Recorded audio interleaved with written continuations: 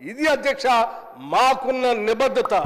Pending బిల్లులట వాళ్ళట చెప్తా ఉన్నారు. ఎట్లా అధ్యక్ష 40,000 కోట్ల రూపాయలు పెండింగ్ బిల్లులు పెట్టిపోయి మళ్ళీ తిరిగి వచ్చి తగుదనమ్మా అని ఆడ కూర్చొని మాట్లాడుతూ ఉన్నారు. సరే, అది హరీష్ రావు గారు మాట్లాడారంటే ఐ కెన్ అండర్స్టాండ్. ఎందుకంటే వారికి ఎప్పుడు నిజం చెప్పే అలవాట్లేదు. వారు ఎప్పుడు అవాస్తవాల్ని, సత్యదూరమైన మాటల్ని, ప్రజల్ని రాజకీయం కోసమే అన్ని మాట్లాడతారు. కాబట్టి సరే, వారు రాజకీయ లబ్ధి కోసం మాట్లాడుతున్నారులే అనుకున్నా. లెజిస్లేటివ్ అఫైర్స్ మినిస్టర్గా పనిచేశారు అధ్యక్ష ప్రశాంత్ రెడ్డి గారు. వారు ఎప్పుడు అట్లా మాట్లాడరు, వారు కూడా మాట్లాడుతున్నారు.